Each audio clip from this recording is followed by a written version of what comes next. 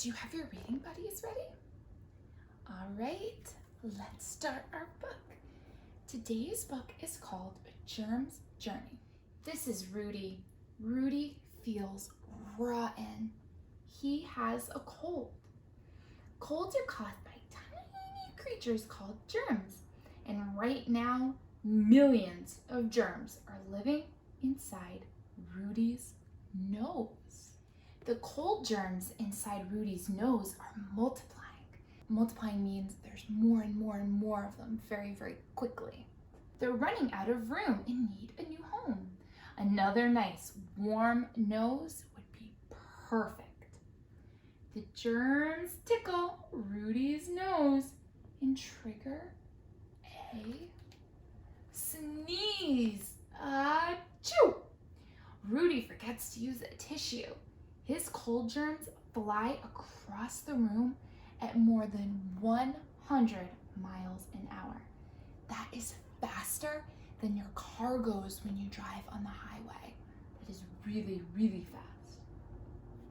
A few germs land on Ernie, but skin acts like a suit of armor. It protects against harm. The germs won't find a new home there. Rudy's germs continue to fall on nearly everything in the room, including Brenda's candy. Brenda can't see the germs. They're so tiny, they're invisible. There's no way for her to see them. And she is hungry. Are the germs going to make her sick? Not today. Brenda peels off the wrapper and throws it away. The germs wind up in the trash, not in her mouth. Eve is going to give an apple to her teacher. Apples are supposed to be healthy snacks, but this one might make Eve's teacher sick. Wait! Eve's teacher washes her apple before she eats it. The germs roll off and swirl down the drain. Some of Rudy's germs land on the classroom computer. When Chip touches the keyboard, the germs stick to his fingers. Oh no! Chip didn't wash his hands after using the computer. He touches the doorknob, the pencil sharpener, his homework, and he even touches the globe. Now France is contaminated with germs. Yikes! Here comes Jared. He types on the keyboard that Chip just used. The germs are on the move again. Jared rubs his eyes. He bites his fingernails. That's worse. Now he picks his nose. So when Jared rubbed his eyes, the germs got in his eyes. When he bit his fingernails, the germs got in his mouth. And when he picked his nose, the germs got in his nose.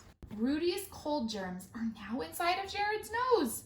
They multiply quickly. Soon the millions of germs will run out of room. They will spread to Jared's throat and lungs, and Jared will have a terrible cold.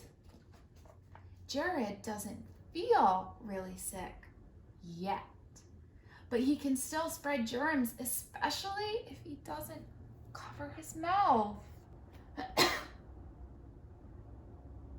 Jared's germs fly throughout the bus.